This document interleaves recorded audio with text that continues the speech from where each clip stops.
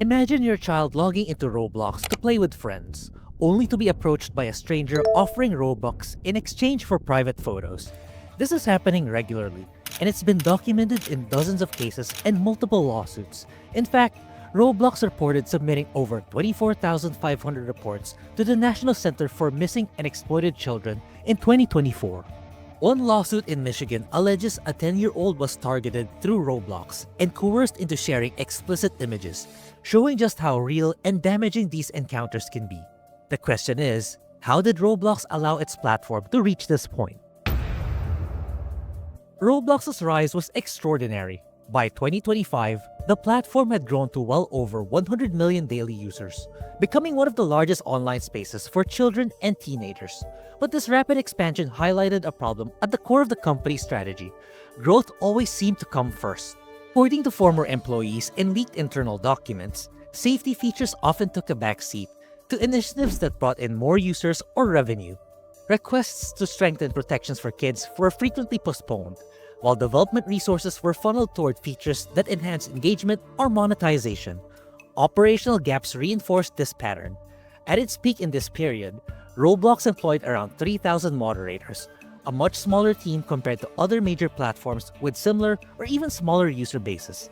The imbalance meant reports of harmful content piled up much faster than moderators could handle them, leading to delays, oversights, and a reliance on automated filters that routinely missed serious problems.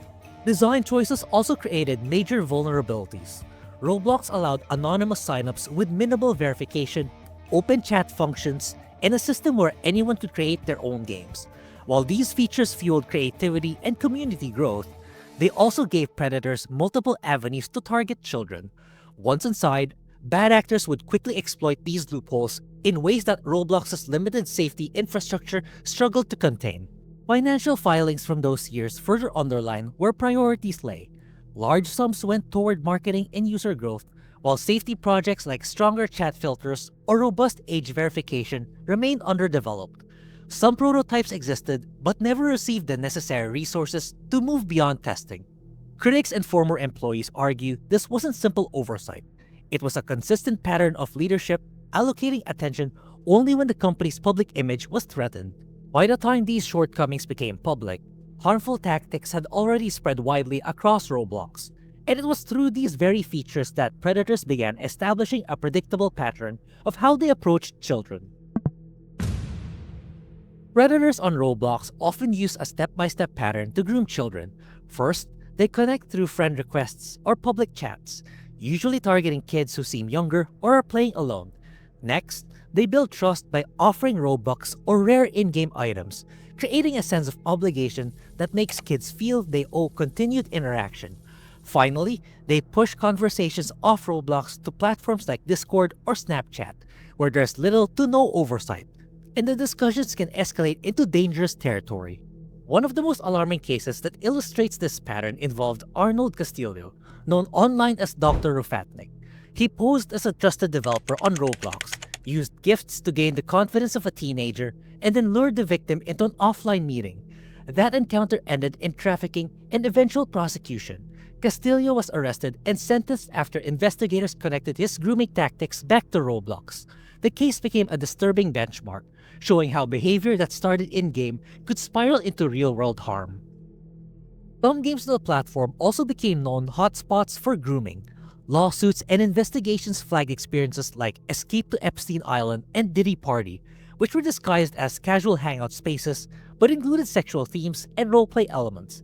Predators used private servers in these types of environments to isolate children from moderators, hiding abusive interactions behind seemingly ordinary content.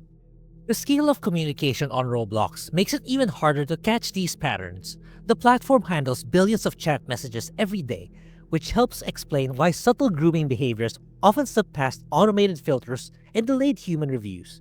Moderators can ban an account, but offenders regularly create new profiles within hours and resume their approach on fresh victims.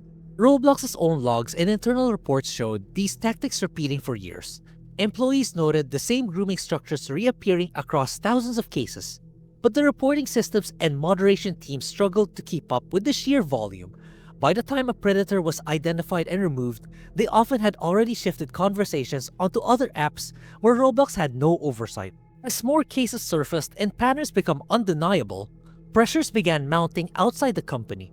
The next stage wouldn't come from moderators or filters. It would come through lawsuits and government action.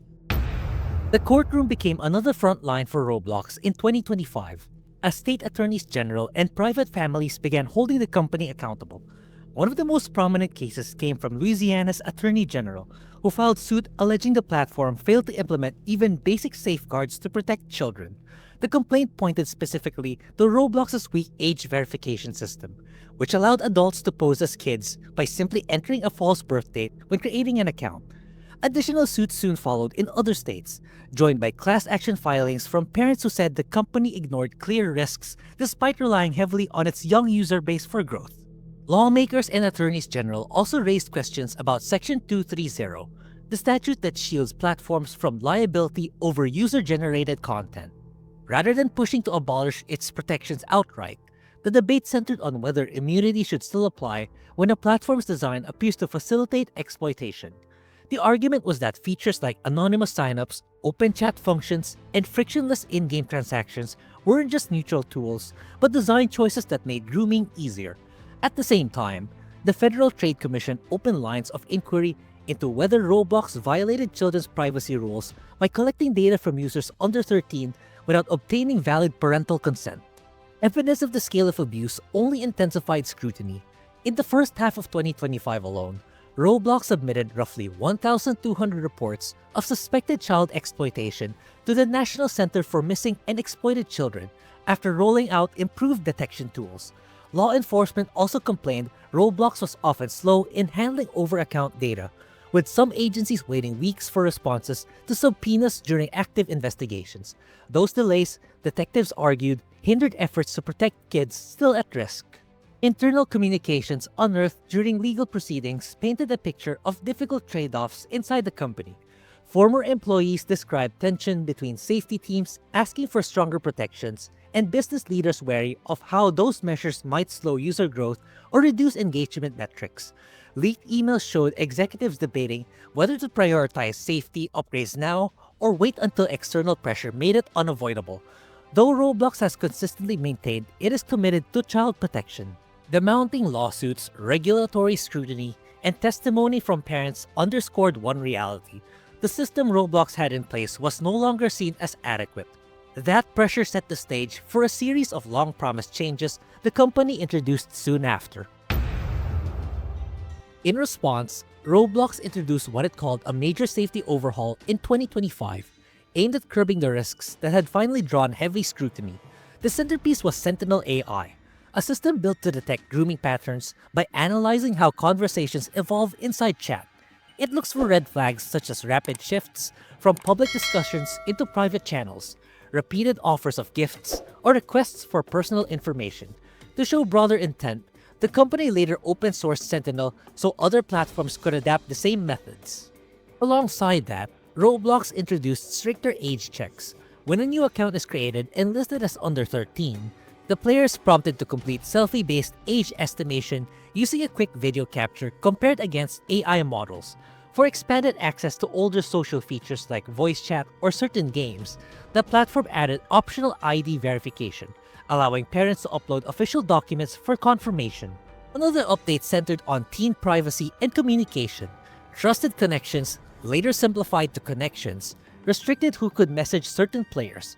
Users had to share mutual friends or a longer history of interaction before delivering private messages, which cut down on strangers approaching children out of nowhere.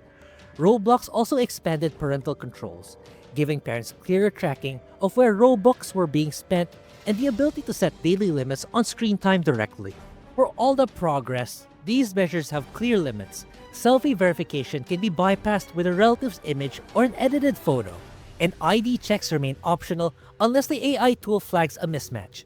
Sentinel AI is an improvement but still misses long-term grooming behavior that unfolds slowly across different sessions, which requires human review to catch. Connections reduce random stranger contact, but don't stop predators from embedding themselves into shared friend groups. Safety advocates recognize these changes as overdue steps in the right direction. Yet some argue they came only after years of avoidable harm. Even with AI improvements, Roblox still faces criticism for under-resourcing its moderation staff and for relying heavily on automation in a problem that often requires persistent human oversight. And while Roblox can tighten what happens on its own platform, many concerns extend beyond its walls, where predators try to continue conversations once they're out of reach of these new safeguards. The off-platform pipeline has become one of the most dangerous parts of how predators operate. The pattern is often straightforward. Contact starts on Roblox, conversations shift to private Discord or Snapchat channels, and then interactions escalate into explicit exchanges or even in-person meetings. Once the move off Roblox happens, the company's safety tools and chat logs offer little protection, leaving parents and moderators unable to see where conversations go. Discord in particular has been identified as a major hub. Groomers set up private servers, sometimes modeled as hangout spaces, where they can interact with groups of children at once. In these spaces, they pressure kids to share personal photos, exchange explicit material, or reveal information that can later be used to locate them. Unlike Roblox, Discord doesn't enforce age checks for creating servers, and private messages aren't consistently screened. Law enforcement data suggests this pipeline is effective for predators. Discord's reporting to the National Center for Missing and Exploited Children reached over 241,000 cases in 2024, compared to roughly 24,500 from Roblox, highlighting how heavily offenders rely on these secondary platforms once initial contact is made. Real cases show the danger of this pipeline. In one documented incident, a 10-year-old from Taft, California was groomed through Roblox and then directed onto Discord, where weeks of communication laid the groundwork for an eventual abduction attempt.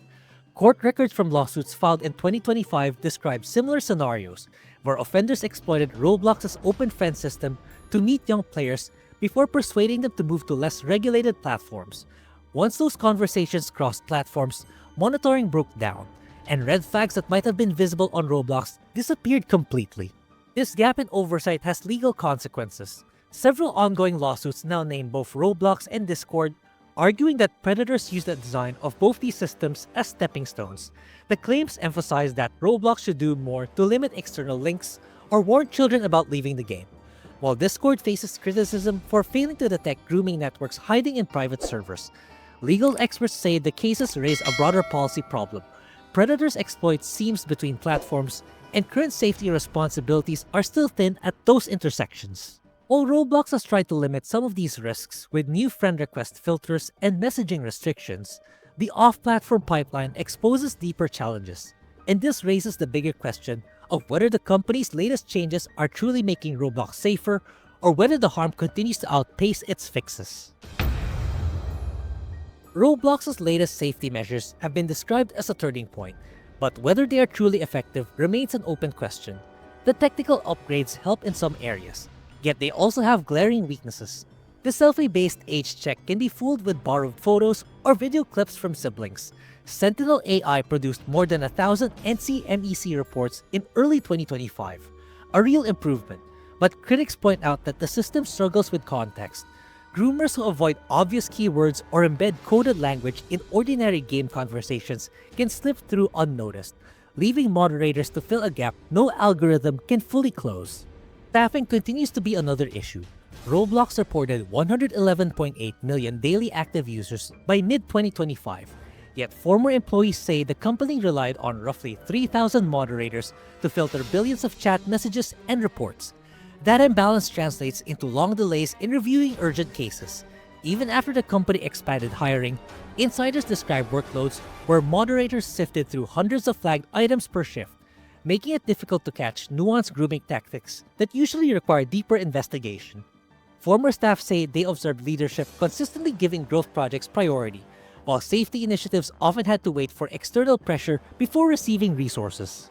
Parents also have mixed reviews on the changes. Spending trackers and time limits add useful oversight in some homes, but tech-savvy kids have found ways around them. Predators sometimes coach children to reset parental controls or use secondary accounts, blunting the effectiveness of the tools.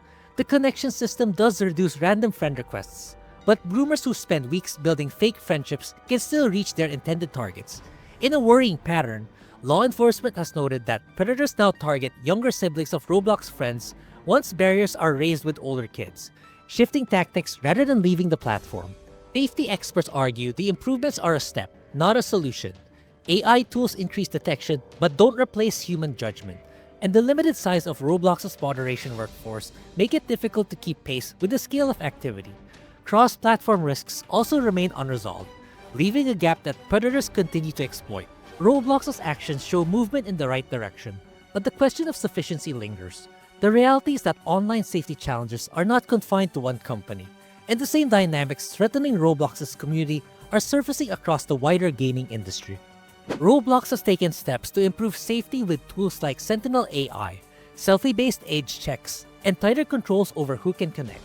But predators adapt quickly, and the biggest danger comes when conversations move off-platform to places like Discord or Snapchat. These gaps mean the problem is far from resolved. Here's what you can do right now. Enable parental controls, link a parent account, and set the strictest content maturity level for children under 13. For teenagers, consider using age estimation or ID verification, and remind kids about risks when strangers send friend requests. Community pressure matters too. Developers, moderators, and players can push platforms to treat safety as a priority, not just an afterthought. Tell us what you've seen in the comments, especially if you're a parent, creator, or moderator. And if you want more investigative breakdowns like this, consider liking and subscribing. And while kids are in constant danger, payment platforms are busy moderating adults with what they deem as inappropriate content. To know more about the precedent of censorship of games by payment processors, check out the video you see on screen.